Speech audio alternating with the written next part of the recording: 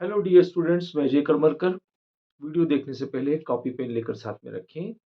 जहां आपको इम्पोर्टेंट लगे वीडियो को पॉज करें, नोट करें और फिर आगे बढ़ें। और फिर भी यदि कोई दिक्कत हो तो उसे कमेंट बॉक्स में ज़रूर लिखें। जैसे ही समय मिलेगा सॉल्व करने की पूरी कोशिश की जाएगी। और साथ ही साथ इसे शेयर, लाइक और सब्सक्राइब ज़रूर करें ताकि और भी विद्यार्थियों के पास पहुंचे और मैं आप लोगों के पास। Thank you. चलिए question. A long straight wire of a circular cross section of radius A carries a steady current I. The current is uniformly distributed across its cross section. The ratio of the magnitudes of magnetic field at a point distant A by 2 above the surface of the wire to that at a point distance A by 2 below its surface is option 4:1, B option 1:1, C option 4:3 and D option 3:4। चलिए तो question में क्या कहा है कि हमारा ये cross section uniformly cross section area है जिसमें करंट फ्लो हो रहा है, आई करंट इसमें फ्लो हो रहा है। अब हमें करना क्या है, हमें निकालना है इस करंट कैरिंग कंडक्टर के आउटसाइड कितना डिस्टेंस पर, a बाय 2 डिस्टेंस पर हमें मैग्नेटिक फील्ड निकालना है। ये आउटसाइड, ये आउटसाइड के लिए मैग्नेटिक फील्ड निकालना है। और इतनी ही इसके इनसाइड a बाय 2 इस करंट कैरिंग कंडक्टर के इनसाइड a बाय 2 डिस्टेंस पर हमें मैग्नेटिक फील्ड निकालना है। तो इन दोनों का रेशियो हमें फाइंड आउट करना है। हमें रेडियस कितनी दे रखी है, हमें रेडियस a दे रखी है। एक बात हमेशा ध्यान रखना है कि आउटसाइड जब लेंगे तो इसमें पूरा करंट रहेगा, पूरी करंट डेंसिटी सेम रहेगी। लेकिन इनसाइड, अगर हम इनसाइड की बात करते हैं तो एरिया ऑफ क्रॉस सेक्शन इसका घट जाएगा, तो करंट भी घट जाएगा। कैसे घटेगा हम अब इस स्टेप में करते हैं। पर सबसे पहले आपको इस सवाल को करने के लिए एम्पियर सर्किटल लॉ। अब एम्पियर सर्किटल लॉ क्या होता है, integral multiple of length element and magnetic field is equal to mu naught times of current. जैसे हम गॉस थ्योरम में पढ़ते थे ना, वैसा ही यहाँ पर कौन सा यूज होगा, यहाँ पर एम्पियर सर्किटल लॉ। इसमें ये वाली जो सरफेस, जो जिस सरफेस को कवर किया जाता है, जैसे मान लीजिए ये करंट कैरिंग कंडक्टर है और ये पॉइंट पी है, तो सबसे पहले एक इमेजिनरी इसको क्लोज सर्किटल लूप बनाना पड़ेगा, जिस जिसका एरिया, जिसको हम बोलते हैं एम्पिरियन सरफेस। जैसे हम गॉस थ्योरम में पढ़ते थे गॉसियन सरफेस, वैसा यहाँ पर भी यूज होगा।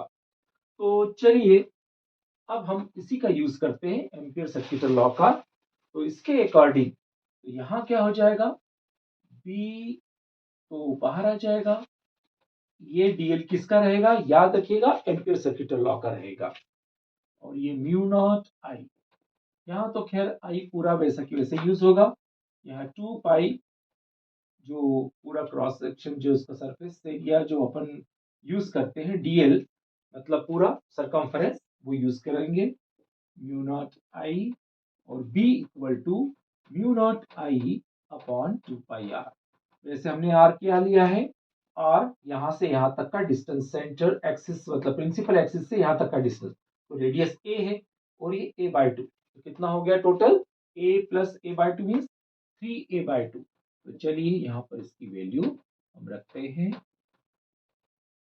3a bye 2। तो ये ऊपर चला जाएगा, तो आपके पास म्यू नॉट आई और 3 पाई और ए, ये हमारी आउटसाइड के लिए है। मैंने यहाँ पर सबस्क्रिप्ट में आउट लिखा हुआ है, मीन्स आउटसाइड। इसको इक्वेशन नंबर फर्स्ट कर लेते हैं। चलिए अब इनसाइड की बात करते हैं।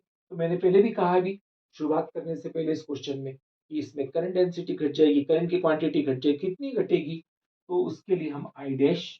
तो अभी कितना करंट फ्लो हो रहा है, करंट फ्लो पर क्रॉस सेक्शन एरिया पाई ए स्क्वायर, तो ये पे ए स्क्वायर है, ठीक है ना, क्योंकि रेडियस हमारी ए स्क्वायर है। और हमें कहाँ चाहिए, हमें चाहिए पाई ए बाय 2 के स्क्वायर पर चाहिए। मतलब इनसाइड, ये रहा आपका इनसाइड, ये ए बाय 2 है, तो ए बाय 2 आपकी इसकी रेडियस हो गई। तो यहाँ पर क्या हो जाएगा, पाई से pi cancel, I dash equal to I A square और यहाँ पर ए स्क्वायर और अपॉन 4, यानी कि यहाँ करंट हो रहा है आपका इसका 1/4। ठीक है ना, करंट डिक्रीज हो गया। अब हम वापस वही फार्मूले पर आते हैं, वही आपका एम्पियर सर्किट लॉ। तो कितना है एम्पियर सर्किट, बी इनसाइड के लिए DL mu naught I dash, याद रखिएगा आई डैश यूज करना है अब अपने को, क्योंकि यहाँ करंट डेंसिटी घट गई है। तो ये कितना हो गया आपका I/4 हो गया, बी इनसाइड। अब ये कितना हुआ 2 पाई, और रेडियस कितनी, गॉसियन सरफेस और पॉइंट वही है A/2। तो यहाँ पर आपका A/2, तो 2 से 2 कैंसिल हो गया। तो यहीं पर कर देते हैं बी इनसाइड, तो ये कितना हुआ म्यू आई, 4 तो ऑलरेडी है, और ये पाई ए, ये हो गया आपका सेकंड। चलिए आउटसाइड और इनसाइड का रेशो, अब बी आउटसाइड बी इनसाइड, तो ये कितना हुआ mu naught I upon 3 pi A, और नीचे म्यू आई और 4 pi A cancel, mu naught I cancel, 4:3। तो ये आपका आंसर होगा 4/3।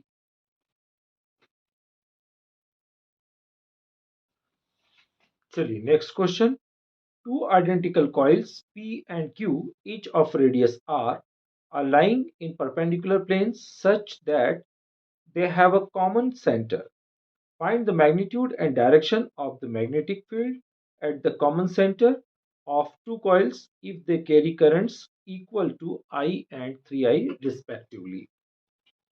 ये भी दो बार डायरेक्टली पूछा गया है 16 और 17 में। तो चलिए सवाल में क्या कहा है, सवाल में हमारी एक कॉइल हॉरिजॉन्टल है और क्यू कॉइल परपेंडिकुलर है, और परपेंडिकुलर उसका सेंटर कोसेंट्रिक है। कोसेंट्रिक मींस इसका सेंटर पी कॉइल का और क्यू कॉइल का सेंटर एक ही है। पी कॉइल में करंट आई फ्लो हो रहा है और क्यू कॉइल में √3I करंट फ्लो हो रहा है। अब हमें इसका नेट मैग्नेटिक फील्ड निकालना है। ऑब्वियसली जो करंट इस तरफ जा रहा है उसकी फील्ड किस तरफ होगी, ऊपर की ओर होगी। तो ये होगा बी, और सब्सक्रिप्ट में मैं पी लिख देता हूं इसको, क्योंकि पी की वजह से यहां मैग्नेटिक फील्ड निकल रहा है और करंट की ऊपर से नीचे की तरफ डायरेक्शन में आ रही है। तो ऑब्वियसली इसकी जो फील्ड होगी ऐसे ऐसे लेंगे हम। तो इस प्रकार से अगर थंब हमारा नीचे की तरफ जा रहा है तो कर्ल ऑफ फिंगर इस साइड दिखा रही है, तो इसका मतलब ये हो गया आपका बी क्यू। तो एक बार और ध्यान रखिए कि यहाँ पर मैंने थंब रखा हुआ है और आपकी कर्ल ऑफ फिंगर इस तरफ चल रही है, तो ये आपका बीपी हुआ। और जब हम ये वाले करंट की बात करते हैं तो हमारा थंब नीचे की तरफ है, तो इसका डायरेक्शन इस तरफ होगी। तो ऑब्वियसली कि जब इस तरफ का ऐसा फील्ड बन रही है, दे आर म्यूचुअली परपेंडिकुलर, तो इसका मतलब इसके नेट फील्ड हमें निकालना है। तो कौन सा यूज करना है, लॉ ऑफ पाइलोग्राम। तो B equal to root B Q square plus B P square. तो Q में कितना करंट फ्लो हो रहा है, √3I। फॉर्मूला हमारा कौन सा रहेगा, कॉइल के लिए म्यू नॉट, करंट हमारा √3I और 2R, रेडियस में R दे रखा है और इसका स्क्वायर। इसी प्रकार से mu naught I upon 2R whole square. तो म्यू नॉट I 2R ये तो हमारा ऐसे कैसे ही कॉमन आ जाएगा, तो स्क्वायर करके कॉमन आ जाएगा तो रूट वापस हो जाएगा।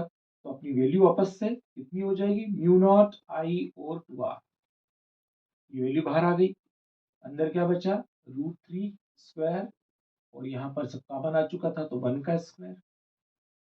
बी इक्वल टू कितना हुआ, mu naught I 2R, √3 square means 3 plus 1 means 4, √4 means 2। तो ये कितना हुआ आपका, बी कितना आया, म्यू नॉट I/R।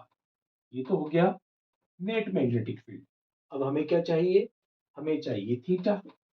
तो चलिए टेन थीटा इक्वल टू हम इसके लिए निकालेंगे, ये वाला परपेंडिकुलर कंपोनेंट बीपी का है और ये कंपोनेंट आपका बीक्यू का है। तो यहाँ पर कितना हो जाएगा, म्यू नॉट बीपी के लिए आई, और ये कितना था आपका 2r, इसके लिए mu naught √3i upon 2r, 2r cancel, I और ये कैंसिल, तो आपका 1/√3। तो टेन थीटा आपका ये कितना हुआ, थीटा आपका 30 डिग्री। ये हो गया आपका आंसर। आई होप सो ये वाले सवाल समझ में आ गए होंगे। Next question, an electron moving horizontally with a velocity of 4 into 10 raised to power 4 meter per second enters a region of uniform magnetic field of 10 raised to power minus 5 Tesla P. Acting vertically downward as shown in the figure, draws its trajectory and find out time it takes to come out of the region of magnetic field. This question is also asked in 2015.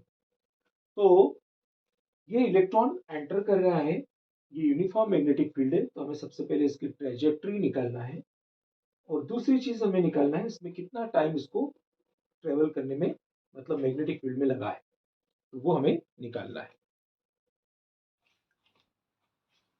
तो चलिए यहाँ पर uniform magnetic field है और uniform magnetic field में एक electron enter करता है, तो एंटर जैसे ही करेगा उस पर एक फोर्स एक्सर्ट होगा सेंट्रीपिटल, क्योंकि खुद का एक फोर्स रहेगा QVB, तो सेंट्रीपिटल फोर्स mv²/r इसके बराबर होगा QVB। ठीक है, ये QVB के बराबर रहेगा और आपको डायरेक्शन के लिए कोई ज्यादा टेंशन तो लेने की जरूरत नहीं है। हमारी ओपन पाम का ध्यान रखिएगा, जहां पर हमारा थंब है, तो ये थंब क्या है, चार्ज या करंट को शो करता है और ये मैग्नेटिक फील्ड को, और ये पोर्शन जो है वो आपका क्या रहेगा, ये आपका फोर्स रहेगा। जैसे हम यहाँ पर किसी को मारते भी हैं तो कैसा रहेगा, फोर्स हमारा उसी तरफ रहेगा ना, तो इस प्रकार से ये दोनों एक दूसरे के म्यूचुअली परपेंडिकुलर है, कौन से, चार्ज और फील्ड, और फोर्स जो रहेगा वो परपेंडिकुलर रहेगा। या फिर हम लेफ्ट हैंड थंब रूल का भी यूज कर सकते हैं। तो फिलहाल तो खैर हमारा सेंट्रीपिटल QVB के बराबर रहेगा, तो यहां से सबसे पहले E से कैंसिल आउट कर लेंगे और हमें निकालना पड़ेगा पहले R, क्योंकि ट्रेजेक्ट्री नहीं निकालना, हमें ट्रेजेक्ट्री तो शो करना था, हमें निकालना है टाइम, इसको यहां से लेकर यहां तक निकलने में टाइम कितना लग रहा है। तो टाइम निकालने के लिए पहले R निकालना पड़ेगा। तो मास ऑफ इलेक्ट्रॉन होता है 9.1 इंटू 10⁻⁻31। आपकी वेलोसिटी दे रखी है 4 इंटू 10⁻⁴, और R निकालना है ना, तो R को हम यहाँ कर देते हैं, और Q1 इलेक्ट्रॉन का charge 1.6 into 10⁻⁻19, B magnetic field 10⁻⁻5।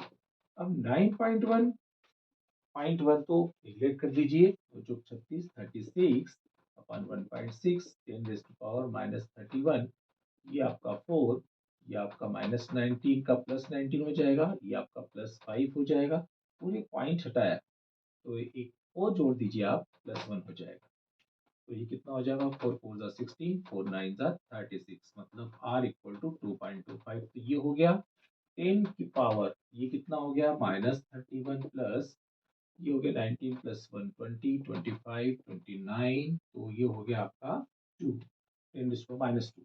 ये हो गई आपकी रेडियस। थोड़ा सा वैल्यू ऊपर रहेगी क्योंकि अपना 9.1 की बजाय मैंने 9 कंसीडर किया है। देखिए फास्ट कैलकुलेशन का तरीका यही होता है कि थोड़ा सा अगर क्लोजेस्ट वैल्यू अगर हटा सकते हो तो हटा दीजिए। आंसर में थोड़ा सा पॉइंट के पीछे का डिफरेंस रहेगा, बाकी आंसर का क्लोजेस्ट वैल्यू हमारी मिल जाएगी। तो ये हमारा आर आ गया। अब हमारा टाइम पीरियड के लिए टोटल डिस्टेंस कितना है, सेमी सर्कल का सरकमफ्रेंस कितना, पाई आर, और इसमें वेलोसिटी कितनी हमारी 4 इंटू 10⁻⁻4, तो ये हमारा पाई मतलब 3.14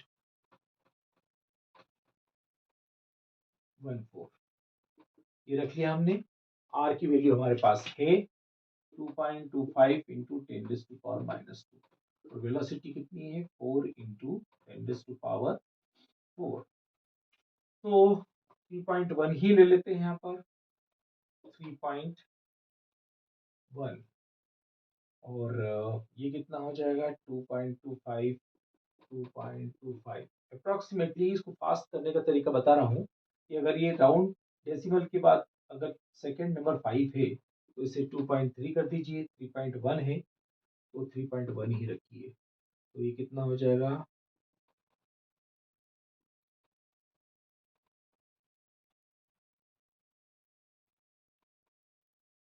तो ये हो जाएगा आपका 7.13 इनका कैलकुलेशन हो जाएगा और इसको डिवीजन लगाना है 4 से,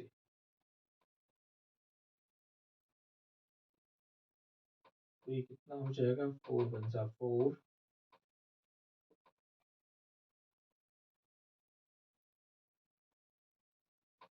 और ये हो जाएगा आपका 1.78 इंटू 10⁻⁻6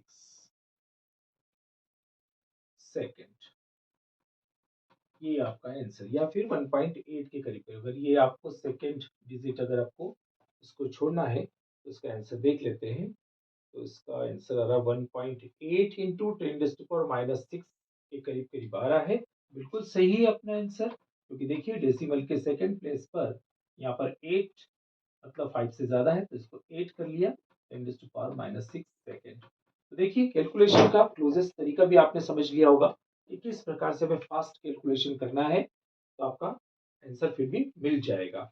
आई होप सो आपको सवाल समझ में आ गए होंगे।